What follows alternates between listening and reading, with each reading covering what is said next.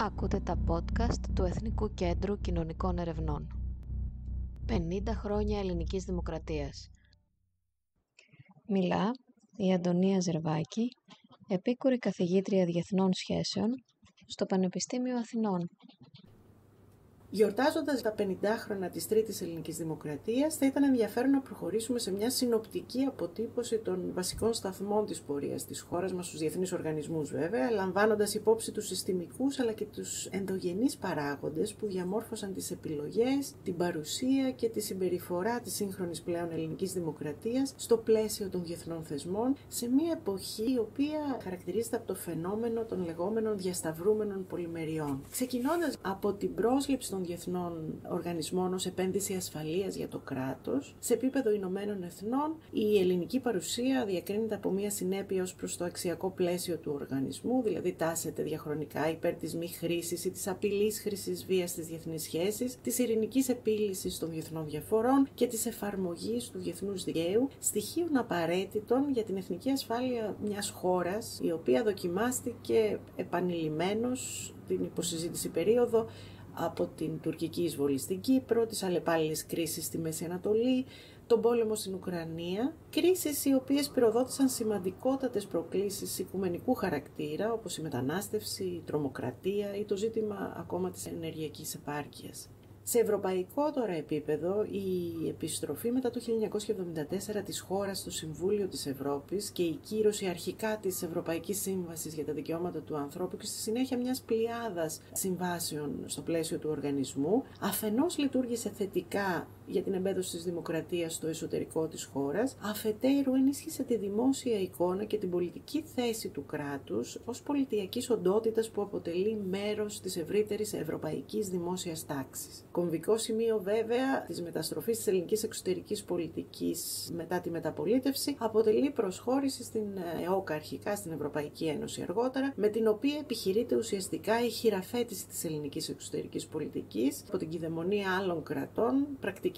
την οποία βιώσαμε ιδιαίτερως μετά τη λήξη του Δευτέρου Παγκοσμίου Πολέμου. Η συμμετοχή στην Ευρωπαϊκή Κοινότητα, Ευρωπαϊκή Ένωση, λειτουργήσε ως επένδυση ασφαλείας για την Ελλάδα σε πολλά επίπεδα. Σε πολιτικό επίπεδο η χώρα βρέθηκε στην καρδιά ενός θεσμικού μηχανισμού λήψης αποφάσεων με ιδιαίτερη βαρύτητα στο διεθνές γίγνεσθε. Για το λόγο αυτό η ελληνική διπλωματία τάχθηκε συστηματικά υπέρ της ευάθυνσης της πολιτικής ενοποίησης, ιδιαίτερα στους τομείς εξωτερικής πολιτικής, ασφάλειας, άμυνας, αλλά και της διατήρησης των βασικών χαρακτηριστικών της διαδικασίας συνταγματοποίησης του θεσμού αυτού, ακόμα και μετά την αποτυχία της υιοθέτησης του Ευρωπαϊκού Συντάγματος. Σε οικονομικό επίπεδο, η συμμετοχή στην Ένωση ενίσχυσε την οικονομία της χώρας από την εφαρμογή των ολοκληρωμένων μεσογειακών προγραμμάτων μέχρι την υλοποίηση του μηχανισμού ανάκαμψης και ανθεκτικότητας, ενώ η συμμετοχή στην ΟΝΕ θεωρήθηκε και αυτή ως μια επένδυση ασφαλείας. Σε ένα δεύτερο επίπεδο, είναι ενδιαφέρον να δούμε το χειρισμό των εθνικών θεμάτων στο περιβάλλον των διεθνών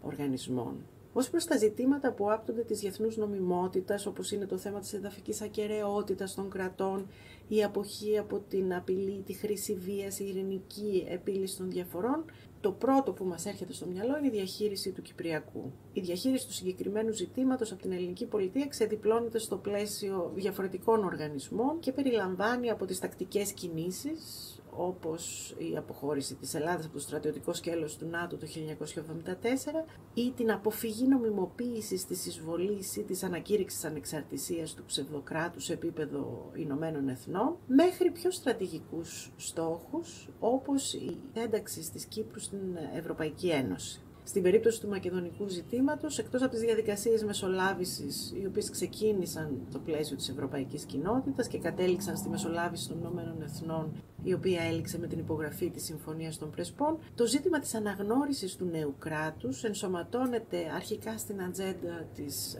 ευρωπαϊκής πολιτικής συνεργασίας, ενώ η διαφορά στη συνέχεια διεθνοποιείται στο πλαίσιο των Ηνωμένων Εθνών με αφορμή το αίτημα προσχώρησης της γείτονος στον οργανισμό. ως προς τη διαχείριση του τουρκικού αναθεωρητισμού, παρατηρούμε μία μετατόπιση βάρους από τα Ηνωμένα Έθνη στην Ευρωπαϊκή Ένωση, από τη χρήση του θεσμικού πλεονεκτήματος της αρνησικυρίας, της έδινε ιδιότητα μέλους στην Ευρωπαϊκή Ένωση, σταδιακά επενδύει στη διαδικασία διεύρυνσης της Ευρωπαϊκής Ένωσης, σε μια λογική ευρωπαϊκής εμπλαισίωσης της Τουρκίας, μια πρακτική την οποία τη βλέπουμε και με τα Δυτικά Βαλκάνια.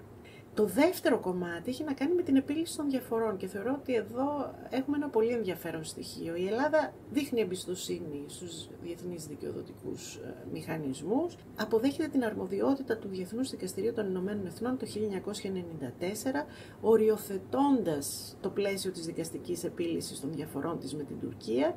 ενώ είναι πολύ ενδιαφέρουσα την ίδια περίοδο η προσέγγιση που ακολουθεί ως προς το Δικαστήριο Δικαίου της Θάλασσας. Στη δήλωση που υποβάλλει με το όργανο επικύρωσης της Σύμβασης το 1995 επιλέγει το Διεθνές Δικαστήριο για το Δίκαιο της Θάλασσας ως το μέσο επίλυσης των διαφορών που αφορούν στην ερμηνεία ή την εφαρμογή της Σύμβασης. Η επιλογή αυτή ερμηνεύεται ως πρόθεση της Ελλάδας να ενισχύσει τον νέο θεσμό, λειτουργώντας παράλληλα ως κίνητρο για τον επαναπροσδιορισμό της τουρκικής στάσης ως προς τη Σύμβαση, καθώς ένα τέτοιο σενάριο θα ήταν εφικτό μόνο στην περίπτωση που η Τουρκία κύρωνε τη Σύμβαση για το Δίκαιο της Θάλασσας, κάτι που θα επιθυμούσε η Αθήνα.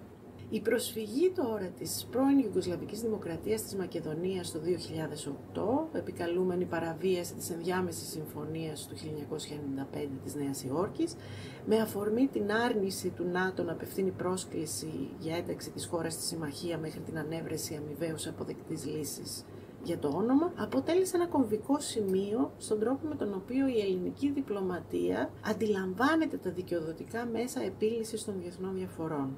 Η απόφαση, όπως γνωρίζουμε, ήταν καταδικαστική για την Ελλάδα, ανέδειξε όμως τα όρια της τιμωρητικής μέσα σε εισαγωγικά χρήσης του θεσμικού πλεονεκτήματος της Ελλάδας στους διεθνείς οργανισμούς για την επίτευξη των εθνικών μας στόχων, ιδιαιτέρως στις περιπτώσεις που η υποχρέωση αντίθετης συμπεριφοράς έχει συμβατικό χαρακτήρα. Επιπλέον δημιούργησε τις προϋποθέσεις, κατά τη γνώμη μου, για μια πιο ρεαλιστική πρόσληψη των διεθνών δικαιοδοτικών οργάνων, καθώς από την πρώτη προσφυγή της Ελλάδας στο Διεθνές Δικαστήριο μέχρι τη συζήτηση γύρω από την ενωσιακή προοπτική της Τουρκίας, στο δημόσιο λόγο αλλά και στο θυμικό της κοινής γνώμης, κυριαρχεί η ταύτιση της δικαστικής επίλυσης των διαφορών με την απόλυτη ικανοποίηση των ελληνικών θέσεων. Ως αποτέλεσμα, η Ελλάδα υποβάλλει νέα δήλωση αποδοχής της αρμοδιότητας του Διεθνούς Δικαστηρίου το 2015, βελτιώνοντας τις διατυπώσεις της παλαιότερης δήλωσης και προβλέποντας και μία εξαίρεση διαδικαστικού χαρακτήρα ώστε να αποφευχθεί το ενδεχόμενο ευνηδιασμού. Επιπλέον, υποβάλλει νέα επιστολή στη Γραμματεία των Ηνωμένων Εθνών, εξαιρώντας από τις δικαιοδοτικές διαδικασίες του Δικαστηρίου της Σύμβασης του Δικαίου της Θάλασσας διαφορές που αφορούν στην οριοθέτηση θαλασσίων ζωνών, που αφορούν στρατιωτικές δραστηριότητες και διαφορές για τις οποίες έχει επιληφθεί ήδη το Συμβούλιο Ασφαλείας μέχρι διαφορετική απόφαση του οργάνου. Καταλήγοντας, η πολυμερής διπλωματία εξυπηρετεί τα συμφέροντα των κρατών με τρόπο διτό. Καταρχάς, τους δίνει τη δυνατότητα να συνεργαστούν σε τομείς κοινού ενδιαφέροντος, συμβάλλοντας στη δημιουργία κοινών προτύπων και πρακτικών, μετριάζοντας την αβεβαιότητα σε κρίσιμους τομείς της διεθνούς πολιτικής. Παράλληλα όμως, τους παρέχει την ευκαιρία να προωθήσουν τους στόχους της εξωτερικής τους πολιτικής σε ένα διεθνές περιβάλλον που επιτρέπει τη συνεννόηση και τη συνεργασία. Η Ελλάδα διαχρονικά επένδυσε κυρίως στη δεύτερη λειτουργία της πολυμερούς διπλωματίας. Μακροπρόθεσμα, ωστόσο, δεν πρέπει να ξεχνάμε ότι η επιτυχής έκφαση της προάσπισης των εθνικών συμφερόντων προϋποθέτει τη συστηματική επένδυση στα ζητήματα κοινού ενδιαφέροντος. Μια συνολική στρατηγική της Ελλάδας με επίκεντρο τους διεθνείς οργανισμούς οφείλει να περιλαμβάνει και την ορθολογική στοχοθέτηση σε ζητήματα που απασχολούν το σύνολο της διεθνούς κοινότητας. Την κλιματική αλλαγή, τις σύγχρονες προκλήσεις ασφάλειας, τη βιώσιμη ανάπτυξη και στο πνεύμα αυτό θα ήταν σκόπιμο να επανεξεταστεί και ο τρόπος με τον οποίο διαμορφώνονται οι εθνικές προτεραιότητες στους διεθνείς θεσμούς. Η παραδοσιακή θεσμική κατάτμιση των αρμοδιοτήτων σε επίπεδο εθνικής διοίκησης παρουσιάζει αδυναμίες ως προς την ολοκληρωμένη προσέγγιση σε ζητήματα τόσο ελληνικού όσο και διεθνούς ενδιαφέροντος. Για την Ελλάδα, ο θεσμός της πολυμερούς συνεργασίας και ιδιαιτέρως οι διεθνείς οργανισμοί αποτελούν το πιο ασφαλές καταφύγιο για την προώθηση των εθνικών θέσεων σχετικά με τις οικουμενικές ή περιφερειακές προκλήσεις, την προβολή των ελληνικών αιτημάτων, καθώς και για την ανάληψη πρωτοβουλειών που μπορούν να ενισχύσουν το κύρος και τη δημόσια εικόνα της χώρας με όρους ήπιας αλλά και έξυπνης ισχύως όταν οι συνθήκες το επιτρέπουν. Για να επιτευχθεί ωστόσο αυτό, είναι αναγκαία η υιοθέτηση ενός νέου αφηγήματος, το οποίο θα θεμελιώνεται πρώτον στη ρεαλιστική πρόσληψη των δυνατοτήτων όχι μόνο του ελληνικού κράτους, αλλά και των ίδιων των διεθνών θεσμών, και δεύτερον στη συστηματική, πολυεπίπεδη και διευρυμένη, τόσο θεσμικά όσο και επιχειρησιακά, ελληνική παρουσία στους πολυμερείς θεσμούς.